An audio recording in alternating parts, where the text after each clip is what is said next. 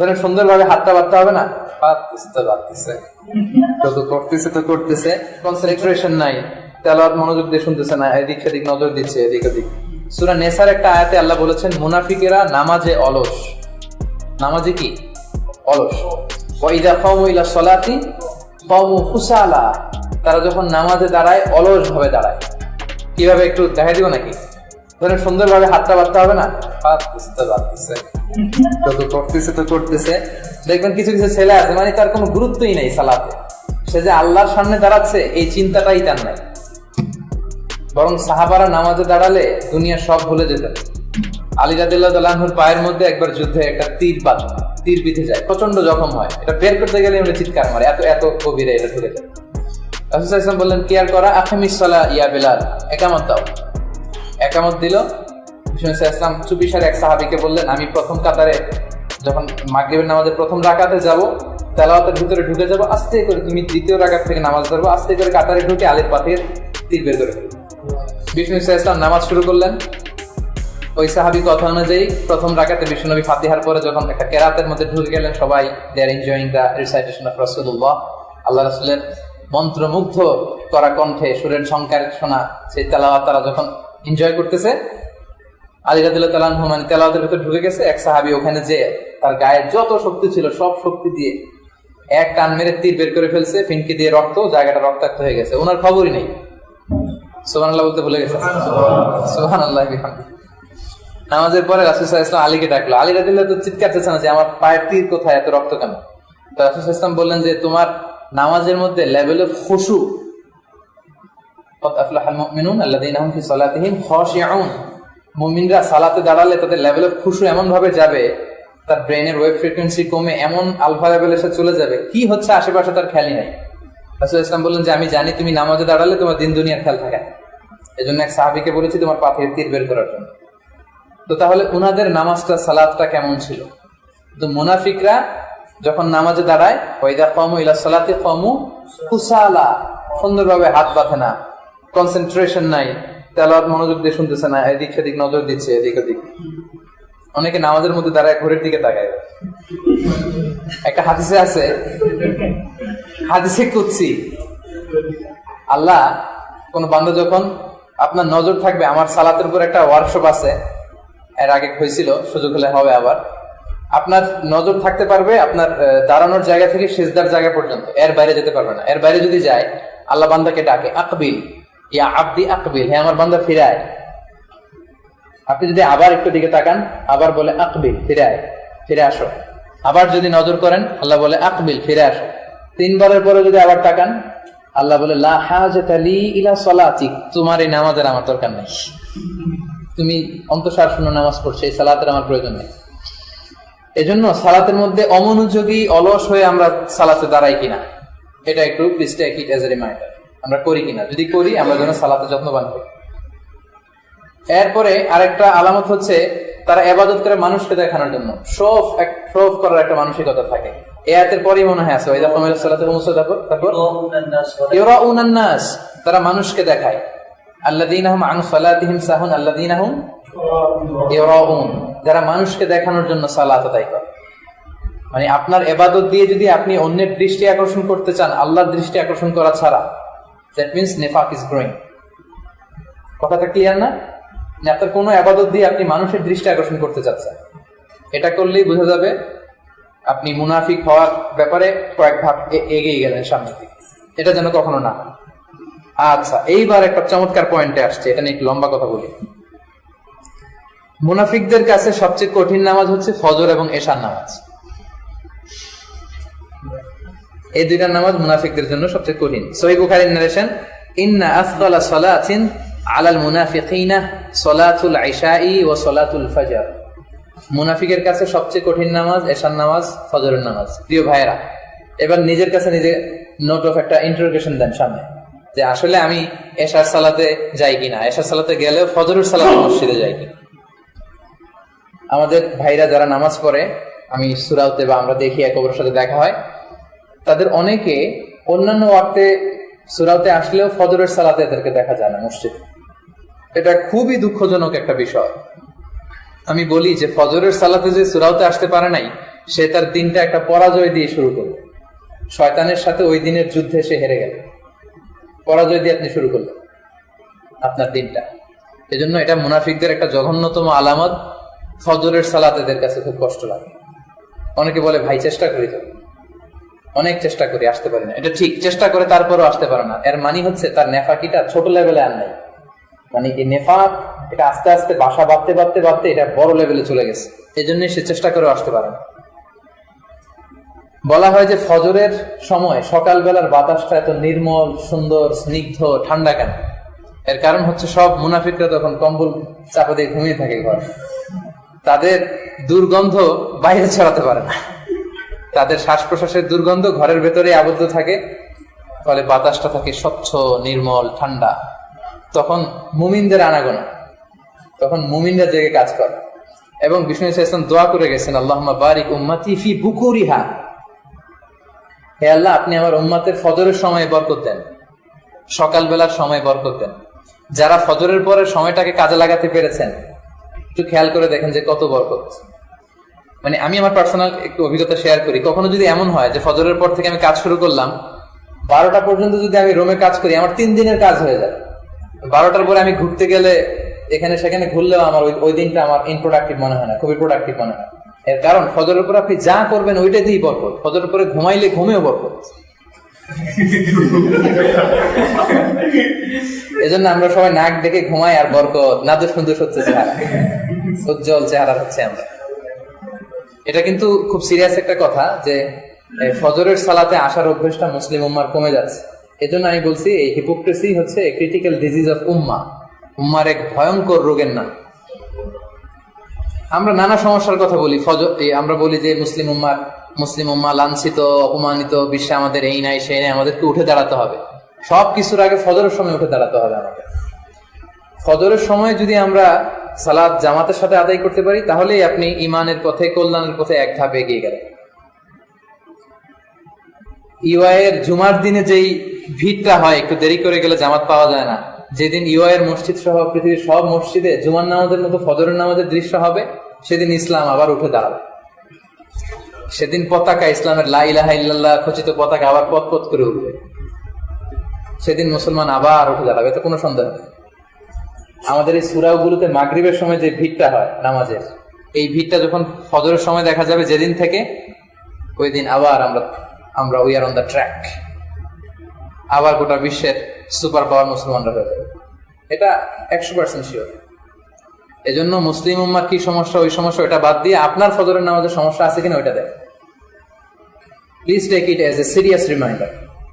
ফজরের সালাত যেন আমাদের রুমে না হয়। কারণ অনেকে বলে ভাই উঠতে পারি না, তো রুমে পড়ে নেই। এতে আমি 100% এটা শিওর যে যারা জামাতে না এসে রুমে পড়ে নেয়, তাদের কয়েকদিন কাজা হয়ে যাওয়ার সম্ভাবনা আছে ফজরের নামাজ। যারা মসজিদে আসে না, রুমে নামাজটা পড়ে নেয়, সম্ভাবনাটা খুবই বেশি যে তার কয়েকটা দিন ফজরের সালাত কাজা হয়ে যাবে, তো কোনো সন্দেহ নেই। এজন্য ফজরের সালাতে মসজিদে আসতে হবে। এটা মুনাফিকদের জন্য সবচেয়ে কঠিন একটা নামাজ। আল্লাহ আমাদের সবাইকে তৌফিক দান করুন। এখন তো আমার আর সময় কতটুকু বলেন তো? 5-10 মিনিট। ওরে আল্লাহ, তাহলে একটু আমার সাথে থাকেন, আমি একটু তাড়াতাড়ি যাই। এরপরে মুনাফিকদের আরেকটা আলামত হচ্ছে এরা জামাতে শরীক হতে চায় না। ওটা তো ছিল ফজর স্পেশালি, আর এখন হচ্ছে জামাত ভালো লাগে না, একাকী নামাজ খুব ভালো লাগে। এই সমস্যাও কিন্তু আমাদের অনেক ভাইদের আছে, ভাই পড়ি তো রুমে পড়ে ফেলি না, রুমে পড়া যাবে না, এটা জামাতে পড়তে হবে। মাঝে মধ্যে এক দুই একটা কোনো বিশেষ কারণে অসুস্থ, ওটা হতে পারে, কিন্তু জামাতে আপনার নামাজ পড়তে মনে চায় না, তার মানে নেফাকি ইজ ইনক্রিজিং, এটা বেড়ে যাচ্ছে কিন্তু আপনার, এটা খেয়াল রাখতে হবে। এবং একা একা নামাজ আর জামাতে নামাজ, একা একা নামাজ আর জামাতে নামাজ 27 টাইমস মোর রিওয়ার্ড, 27 গুণ বেশি সওয়াব। সালাতুল জামাআতি তাফদুলু সালাতাল ফাজরি বি27 দারাজা। একা বললে যে সওয়াব, জামাতে বললে কত গুণ বেশি? 27 গুণ বেশি। এবং রাসূল সাল্লাল্লাহু আলাইহি ওয়াসাল্লামের এরকম থ্রেটও আছে, এরকম ধমকও আছে যে যারা ইচ্ছা করে মুতাখাল্লিফুন থাকে, জামাতে আসে না, আমার মনে চায় একামত হবে, আমি আরেকজনকে টান দিয়ে ইমামতির জায়গায় দাঁড় করাই দিয়ে আমি পেছনে চলে যাব, চলে যেয়ে দেখবো কারা কারা মুতাখাল্লিফুন জামাতে আসে নাই। আমার মনে চায় ওদের ঘরগুলো আগুন দিয়ে আমি জ্বালায় দিই, কিন্তু সেখানে অসুস্থ আছে, মহিলারা আছে, ছোট্ট শিশুরা আছে, এই জন্য আমি জ্বালিয়ে দেই। তার মানে এটা কত বড় ধমক। জামাতে সালাতে কিন্তু সুন্নাতে মুআক্কাদা। আর মালয়েশিয়ার মতো পরিবেশে জামাত মিস হওয়ার কোনো সুযোগ নেই। কারণ প্রথম জামাত চলে গেল, দ্বিতীয় জামাত হয়, তৃতীয় জামাত হয়, এর পরের ওয়াক্ত পর্যন্ত টাচ এন্ড গো সিস্টেমে জামাত হতেই থাকে। টাচ এন্ড গো মানে আপনি যে টাচ করবেন ওই ইমাম হয়ে যাবে। তো ওর ইমামতিতে আপনি নামাজ পড়লেন, 2 রাকাত ধরেন, মাসবুক হয়েছেন, আপনি আপনারটা পড়তেছেন, আপনারা আবার টাচ বানায় আবার আপনাকে ইমাম বানাইছে, মানে মুক্তাদি ইমাম এট দ্য সেম সালাহ। এটা হওয়ার সুযোগ আছে মালয়েশিয়ার নামাজ। এই জন্য জামাত যাতে আমাদের মিস না হয়। তাহলে যদি জামাত মিস হয় নেফাকি বাড়বে, এটা খেয়াল রাখেন। আচ্ছা, এরপরে আসেন। এরপরে হচ্ছে মুনাফিকদের মধ্যে দ্বিধাদ্বন্দ্ব খুব কাজ করে, ডিলেমা কাজ করে, কনফিউশনটা খুব বেশি কাজ করে। এবং একটা সহিহ হাদিসে আছে, বিষ্ণু ইসলাম বলেছেন, আয়াতুল মুনাফিকি সালাস, মুনাফিকদের স্পেশাল 3টা আলামত আছে। ইদা হাদ্দাসা কাযাবা, এরা কথা বললে মিথ্যা বলে। ওয়া ইদা ওয়াআদা আখলাফা, প্রমিস দিলে প্রমিস ব্রেক করে। ওয়া ইদা আতুমিনা খানা, আর তাদের কাছে আমানত রাখলে তারা আমানতের খেয়ানত করে। তাহলে এই 3টা মুনাফিকদের আলামত। আচ্ছা, তাহলে এখান থেকে রিমাইন্ডার নেন প্রত্যেকে, কার কার এই সমস্যা আছে সেটা আমাদের দেখার দরকার নেই। নিজেকে নিজে আজ করেন যে আসলে আমার মধ্যে এটা হয় কিনা, মাঝে মাঝে আমি বিপদে পড়ে বা প্রয়োজন হাসিলের জন্য মিথ্যা বলে ফেলি কিনা। যদি এটা থাকে, এটা একেবারে বন্ধ করে ফেলতে হবে। প্রমিস আপনি ব্রেক করেন কিনা, অ্যাপয়েন্টমেন্ট দিয়ে টাইমলি যান না, এরকম হয় কিনা। তারপর আপনার কাছে আমানত রাখলে আমানতের খেয়ানত হয়ে যায় কিনা। যদি এগুলো আপনার মধ্যে থাকে, দ্যাট মিনস নিফাক is growing stronger in your heart. আপনার অন্তরে কিন্তু বাসা বেঁধে যাচ্ছে, ইটস গোয়িং আপ, এটা বেড়ে যাচ্ছে, এটাকে দূর করে ফেলতে হবে। আচ্ছা, দ্বিতীয় আয়াতে আল্লাহ বললেন, ইত্তাখাযু আইমানাহুম জুন্নাহ, মুনাফিকেরা কসম কাটে, এটাকে একটা ঢাল স্বরূপ ইউজ করে, ফাসাদ্দু আন সাবিলিল্লাহ, আল্লাহর রাস্তা থেকে মানুষকে বাধা দেয়, ইন্নাহুম সাআ মা কানু ইয়ামালুন, তারা যা করে কতই না খারাপ কাজ। দ্বিতীয় নাম্বার পয়েন্ট থেকে পাওয়া গেল, এরা শপথ করে কথায় কথায় কসম কাটা, এটা মুনাফিকের আলামত। কোন বিষয়কে যদি খুব বেশি এমফাসাইজ করতে হয় তখন আপনি কসম কাটবেন, কিন্তু সেটা হবে শুধুমাত্র কেবলমাত্র আল্লাহর নামে। আমরা অনেকে মাথার কসম কাটি, কোরআনের কসম কাটি, বিদ্যার কসম কাটি, মাটির কসম, কিতাবের কসম, মায়ের দুধের কসম, এরকম অনেক কসম দেশে আমরা শুনতাম। এই সবগুলোই শিরক। আল্লাহর নাম ছাড়া কারো নামে কসম কাটা যায় না। আর সেটা হবে আপনার পুরো জীবনে হয়তো এরকম যে একটা ইনসিডেন্ট হয়ে যেতে পারে, কসম কাটা লাগতেছে, তখন আপনি আল্লাহর নামে কসম কাটবেন। কিন্তু মুনাফিকদের অভ্যেস হচ্ছে এরা কথায় কথায় কসম কাটে। এটা আমাদের দেশে বিশেষ করে দোকানদার এই কাজটা করে, বিশেষ করে কাপড় বিক্রেতা। ভাই আল্লাহর কসম 110 টাকা করে কিনা, আপনার জন্য 120 টাকা দিয়ে দিতে। আপনি বনি কাস্টমার।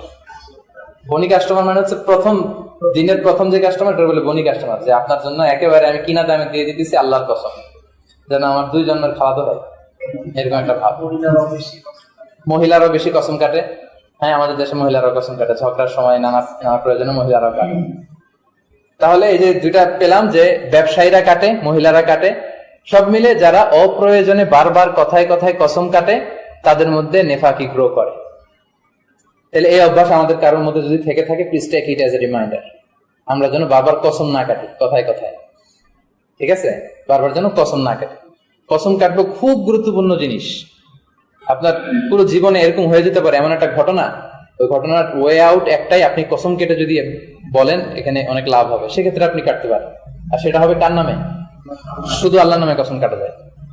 কিন্তু কথায় কথায় ছোট্ট খাট্ট জিনিস নিয়ে আপনি কথায় কথায় আল্লাহর কসম এটা করা যায়, এটা নেফাকি, এটা আলামত। আচ্ছা, 3 নম্বর আয়াতে আল্লাহ কি বললেন? যালিকা বিআন্নাহুম আমানু সুম্মা কাফারু, ঈমান আনে এরপর কুফরি করে ফেলে, ফাতুবিয়া আলা কুলুবিহিম, অন্তরে সিল মেরে দেয়া হয়েছে এদের, ফাহুম লা ইয়াফকুন, ফলে এরা বোঝে না। 3 নম্বর হচ্ছে এটা আলামত না, এখানে আল্লাহ যে ইনফরমেশনটা দিলেন যে তুবিয়া আলা কুলুবিহিম, তাদের অন্তরে সিল মারা হয়েছে, তাদের অন্তরে রোগ। সুম্মুন বুকমুন উমিয়ুন ফাহুম লা ইয়ারজিউন, তারা বধির, তারা অন্ধ, তাদের অন্তরে এমন ভাবে সিল গালা করে দেয়া হয়েছে, মোহর মারা হয়েছে, সত্য তাদের কাছে উন্মোচিত হয় না। এটা একটা ইনফরমেশন, এটা আলামত না আসলে। আচ্ছা, এরপরে চলে যাই।